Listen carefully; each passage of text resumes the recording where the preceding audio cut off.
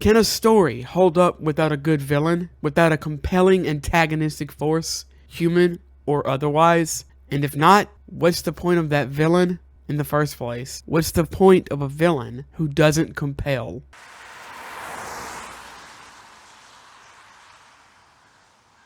Definitely can't put that much effort into the rest of the video. Batman is old. Like, really old. Especially when you compare him to his other counterparts like Spider-Man. And this is all the more impressive when you consider how relevant he remains today. Comic books, video games, merchandise, and of course the new movie starring Robert Pattinson as Batman/Bruce Wayne, which is not what this video is about. I did see it and I enjoyed it, so maybe I'll talk about it in a future video. Batman the Animated Series premiered on September the 5th, 1992, and is to this day still considered one of the greatest Batman stories ever told. Maybe one of the greatest animated series, period. The creators, actors, just the general style of the whole show is highly praised, and I would love to cover that in the future. However, today I simply want to talk about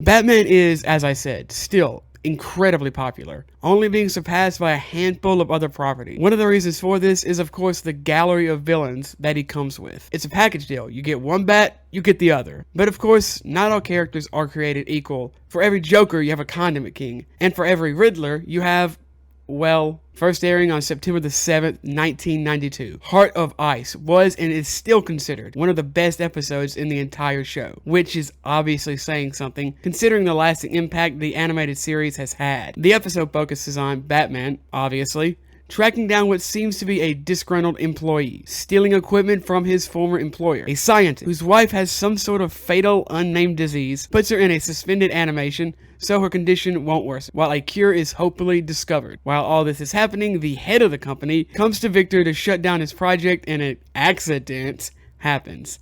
Bada bing, bada boom, out pops Mr. Freeze. Everyone seems to love this episode, and for good reason. You have the trademark qualities of the series as a whole, unique art, great music, voice acting, etc., etc. It also tells a compelling story of a man who has lost everything, giving him not only compassion and humanity, but giving Batman these traits as well. What makes this episode so compelling, however, isn't just the story on screen, but in real life as well. In an interview with CBR.com, the now legendary Paul Dini, a writer, editor, and producer on the show, said in response to how Heart of Ice came about, quote, "Early in the Batman series development, Bruce and I agreed that while we liked the cold gimmick, Mr. Freeze was otherwise a rather nondescript character. So we played around with the idea that losing his wife had made him dead to emotion. I think we may have thrown some of Vincent Price's Dr. Fives in there as well, especially in Freeze's determination to revive his wife. After we did the initial development on Freeze, I left Warner Brothers for a while to work on a movie. Alan Burnett came on to supervise the writing, and he asked if I could write some freelance scripts. The first one I wrote was Heart of Ice, as no one had touched Freeze since we had done the early development on him. In writing the story, I thought if Freeze claimed to be dead to emotion, then the last scene should be him breaking down. I worked backward from that idea, setting up the conflict that would get him to that point. I think that was the first episode Bruce directed himself, and he knocked it out of the park. Everything came together in that episode. The storyboard, the design, the music, and of course, Michael Ansara's great voice. The only bad thing about reinventing Freeze along those lines was that it made it hard to come up with other stories about him. He's not compelled to cause mayhem like the Joker, or steal valuables like Catwoman. Those characters are easier to write because their motivations are cleaner. Like Man-Bat, Mr. Freeze is more of a victim than a villain. There's nothing they want beyond being normal. Still, I'd rather do one or two good Mr. Freeze or Man-Bat stories than lose what was special about them by overexposing them, end quote. Before Batman the Animated Series, this was Mr. Freeze.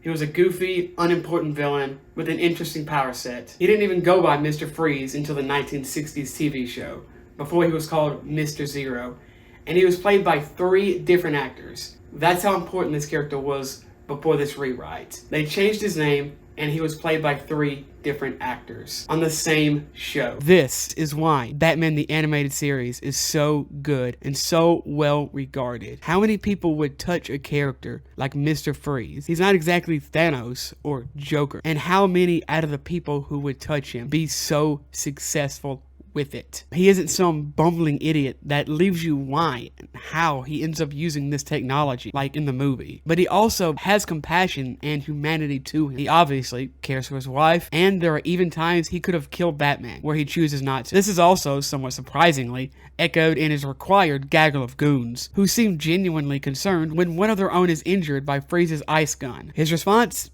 Threatening to freeze the rest of the crew, showing while he isn't without a heart, ultimately, the mission comes first. His wife comes first. However, his heart is shown one more time right before the credits roll, as earlier in the episode, Freeze tells Batman he can no longer feel or cry. This is shown to be an outright lie when he cries alone in his cell of Arkham, thinking about his beloved wife as Batman watches from afar. A beautiful end to a beautiful redemption.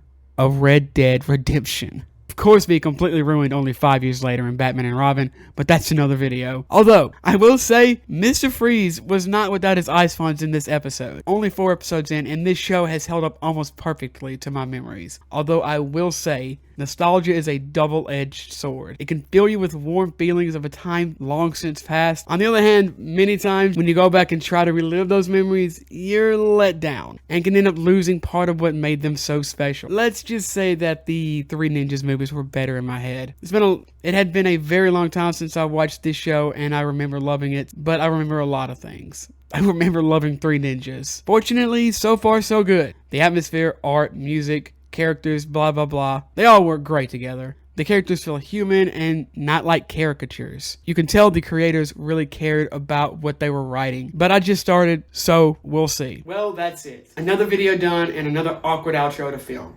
I hope everyone has a great day. Of course, consider liking and subscribing. Bye.